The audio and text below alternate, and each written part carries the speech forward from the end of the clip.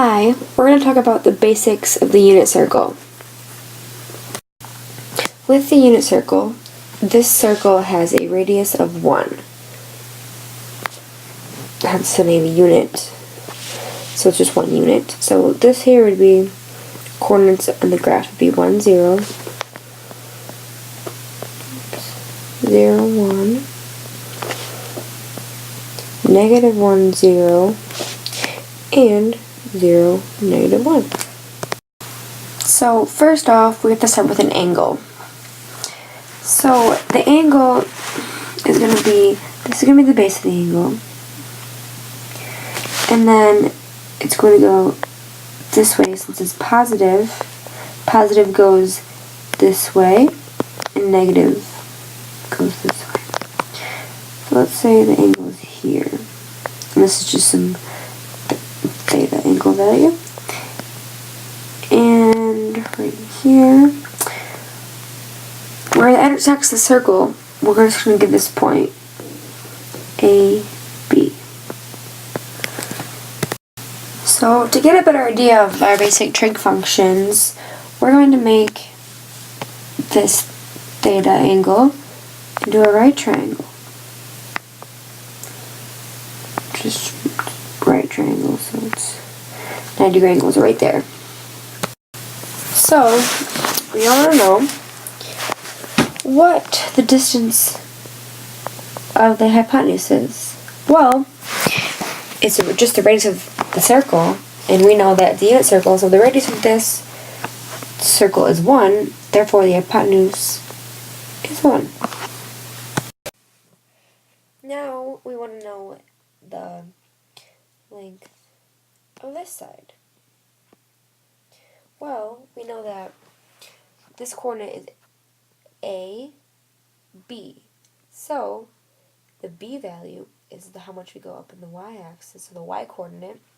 So we know that this length is B. Now we want to find out the length of this side. Oops. The adjacent side to the angle. Now we know that this coordinate is AB, so it's how far it goes this way, so it's just the x-coordinate, A.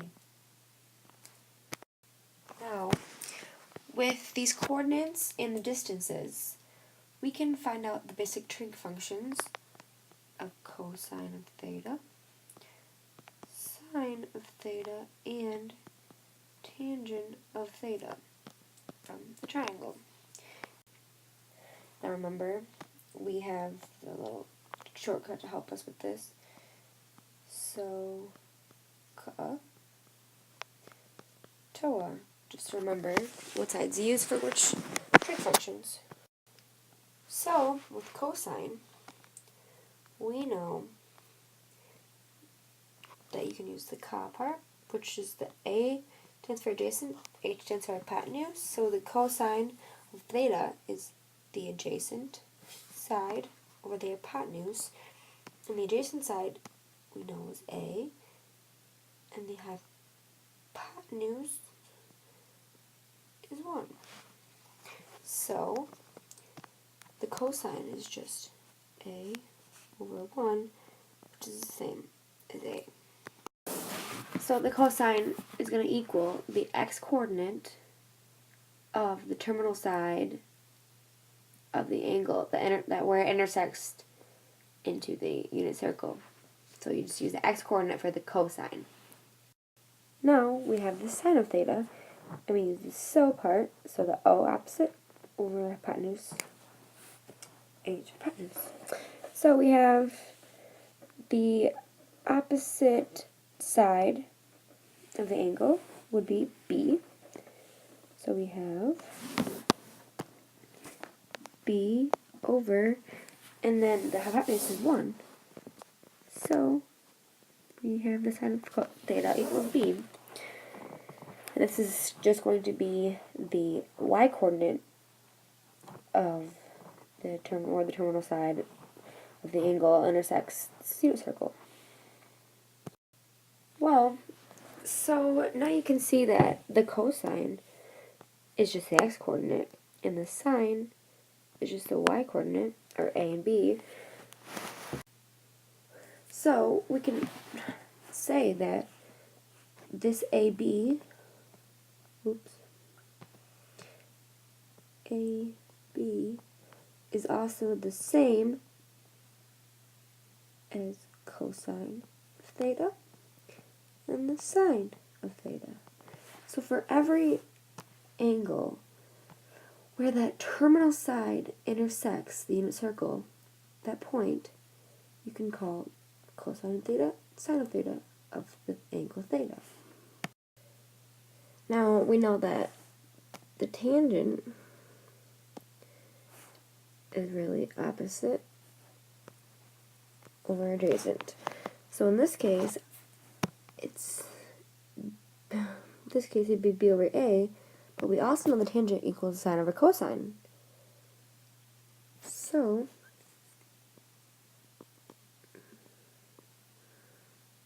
and then it's also sine of theta over the cosine of theta. So when we actually have our coordinates here, it'll just be the y-coordinate over the x-coordinate. Okay, so let's go with this again. The cosine of theta is always going to equal the x-coordinate. And therefore, the sine of theta is always going to equal the y-coordinate. Now, the tangent of theta will always be sine over cosine, which is y over x. And these points, x, y, are always going to be where the terminal side of the angle intersects the unit circle. So now that we know where everything comes from, let's solve it with knowing the actual angle. So let's start with the 30-degree angle, or pi over 6. Now, we know, like I said, that this is 1, 0, 0, 1, negative 1, 0, 0, negative 1. So we have this triangle again, but we also know that this coordinate is going to be cosine and the sine of it. So we have to find the distance from here to here, and we know this distance is actually the square root of 3 over 2, and then this distance from here to here, the y-coordinate, is 1/2. So now that we have the distances, we know the sine and cosine of this 30-degree or pi over 6 angle. And the cosine is the square root of 3 over 2, and the sine is 1/2. Now to do the tangent, we just take the y-coordinate over the x-coordinate, which is the same as sine over cosine, and we get the square root of 3 over 3. So now we know the sine, cosine, and tangent of this angle. We can do the same exact thing with a 45-degree angle. So this is 45 degrees, or it's also pi over 4. Now the distance from here to here, we know that this distance, the x-coordinate, is the square root of 2 over 2, and that the y-coordinate, which is from here to here, is also the square root of 2 over 2. Since when you have a 45-degree angle, the triangle always has the same length for the opposite and adjacent sides. Then we know if you take square root of 2 over 2 divide over square root of 2 over 2, you're just going to get 1. And we know the sine, cosine, and tangent of this 45-degree angle. Now we can do the same exact thing again with a 60-degree angle. So 60 degrees, and it's also in radians, is pi over 3. Now, the x-coordinate of the distance of the adjacent side is 1/2, and the distance of the opposite side of the angle, which is also the y-coordinate, is the square root of 3 over 2. Now, sine over cosine and y over x of this is square root of 3. So we know the sine, cosine, and tangent of this angle. That's what I'm going to do because sometimes people get confused. Is we have the x-coordinate is the cosine, and then the y-coordinate is the sine. So make sure you remember that because it can change what you get for a tangent value, and it would get everything wrong. So remember, it's x is the cosine, and y is the sine.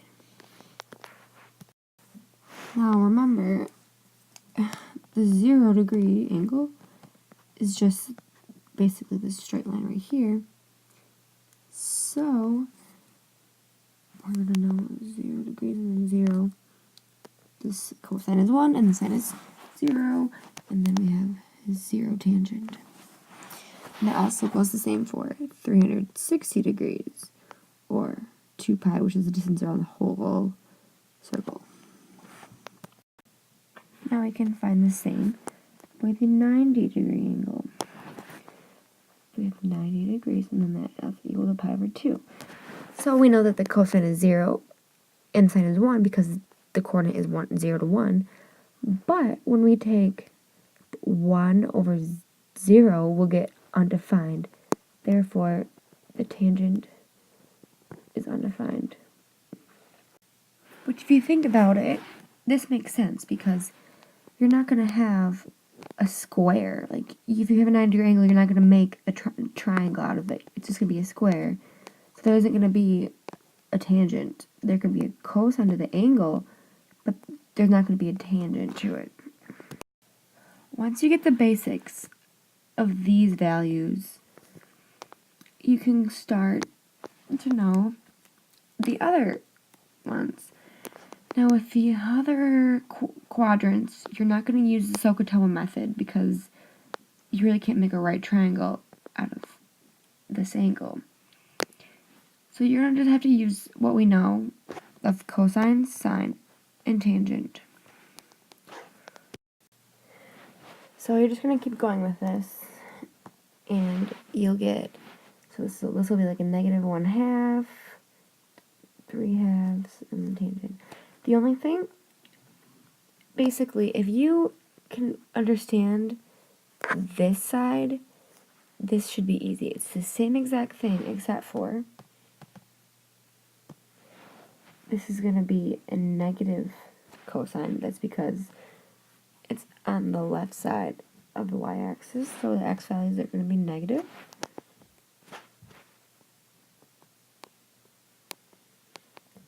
Of theta.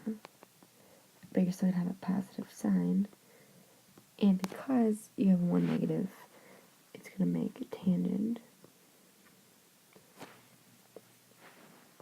positive. Okay, that's for that. Now, for this quadrant, you're going to have a negative x value again. So, negative cosine of theta and it's going to be a negative sign. So therefore, it'll be a positive tangent because negative divided by negative is positive. And our last quadrant is positive cosine. And we're going to have a negative sign because it's a negative y value. So negative sine of theta. And then again, because we have one negative, it's going to make a negative tangent. So now you know this. We need to look at the angles for 180 and 270. So 180 degree angle, which is also pi.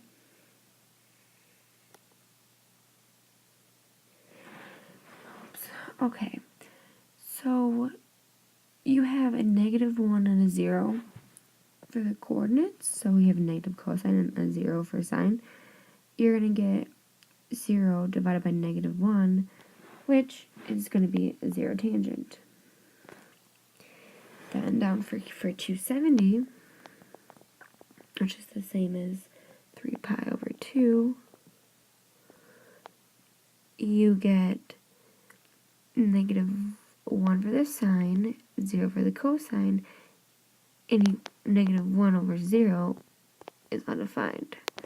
So the tangent is undefined. Once everything is done, you should look like this. Now this picture only has the radian values, so we can go over this real quick. It'll be 30, 45, 60, 90, 120, 135, 150, 180, 210, 225, 240, 270, 300, 315, and 330. And then 0 and 360. And that is how they get the unit circle and what everything on the unit circle means. And I hope now that you've watched this, you have a better idea on the unit circle and how it works. Thank you.